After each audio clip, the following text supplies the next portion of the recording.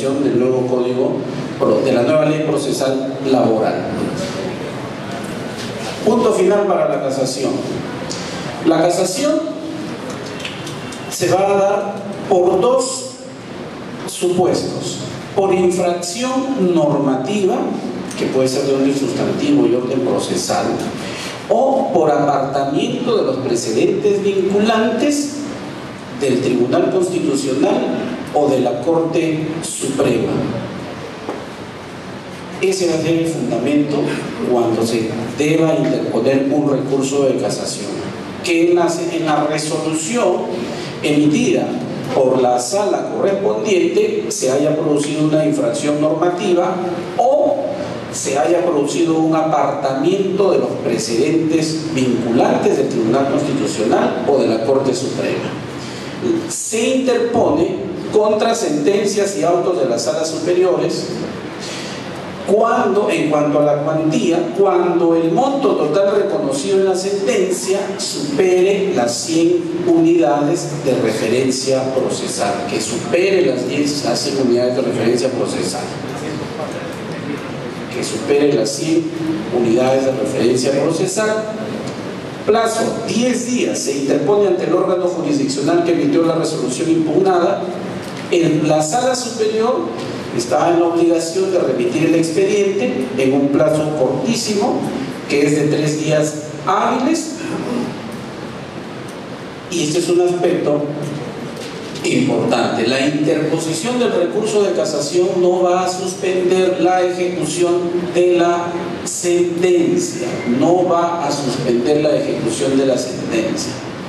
Excepcionalmente, y tratándose de obligaciones de dar suma de dinero, la parte apelante, previo depósito a nombre del juzgado o la presentación de una carta fianza renovable, por el total que haya sido reconocido en la sentencia, tanto capital, intereses del capital, costos y costas, solamente si consigna o presenta una carta fianza por ese monto. Además, fíjense ustedes, va a tener que hacerse una proyección de los intereses hasta dentro de un año, en previsión de lo que pueda durar el recurso de casación.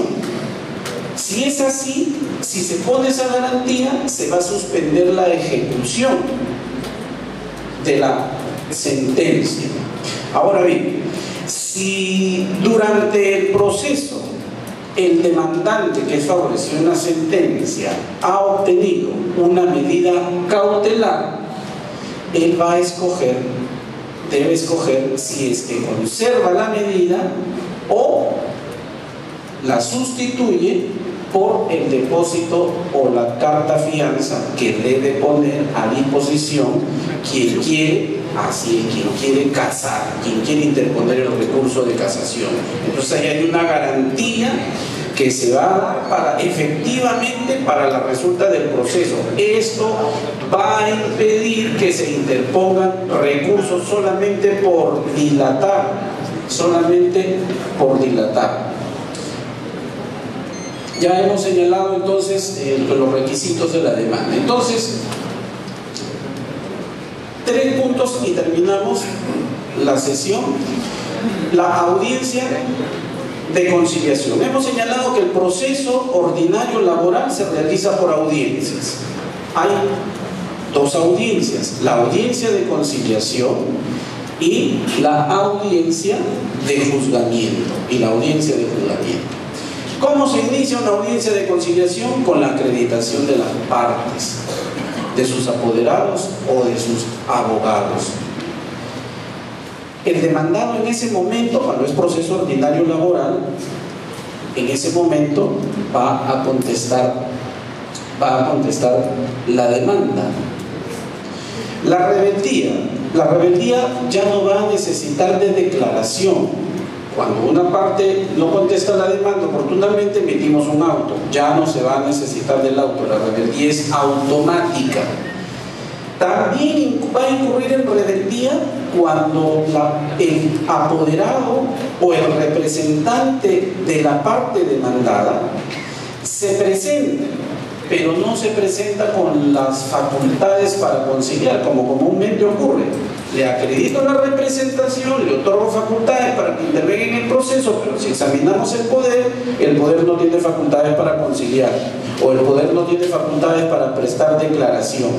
Entonces se hace lírica esa etapa, no se puede llevar a cabo. Lo que la ley busca es que quien vaya tenga todas las posibilidades, todas las facultades para llegar a un avenimiento, si es que así pueda darse a la conciliación. Para eso es que si no está dotado de las facultades, se le declara rebelde porque su presencia va a ser improductiva.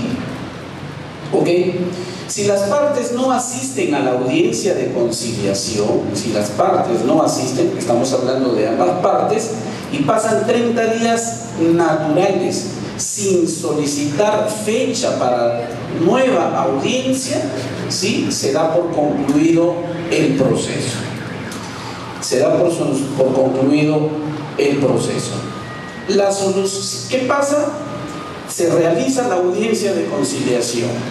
Si no hay solución, o si hay solución parcial, quiere decir que hay uno o varios aspectos controvertidos, en ese momento se produce la contestación de la demanda. Aquí existe un error, el demandado no contesta la demanda todavía, solamente cuando ha vencido la conciliación.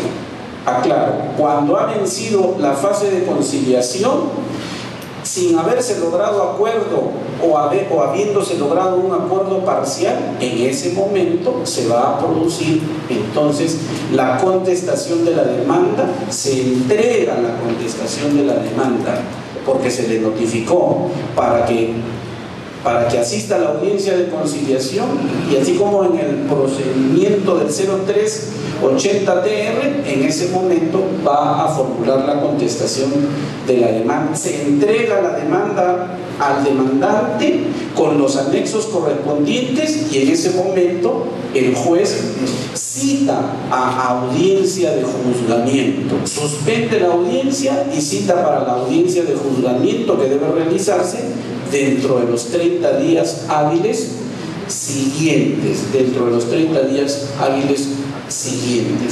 Es posible que no haya citación para audiencia de juzgamiento y se dé el principio de concentración en la audiencia de conciliación, sí, cuando el juez advierte que la cuestión debatida es de puro derecho, o aun cuando no sea de puro derecho, o siendo de hechos, no hay necesidad de actuar de medios probatorios. En ese caso, no va a citar a audiencia de juzgamiento. Concede entonces a las partes allí presentes la palabra para que formulen sus alegatos y suspende el proceso en ese momento por 60 minutos para dictar el fallo de su sentencia, solamente el fallo de la sentencia,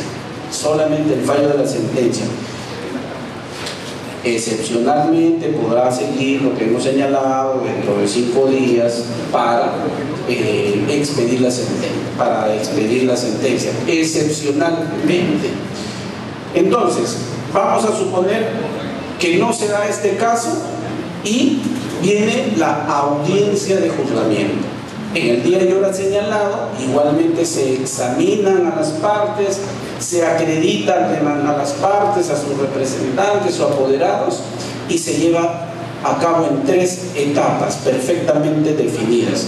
La primera es la de confrontación de posiciones, todas orales. La de actuación probatoria, de lo que ya hemos visto, cómo se admiten los medios probatorios, qué medios probatorios son los admisibles, qué pasa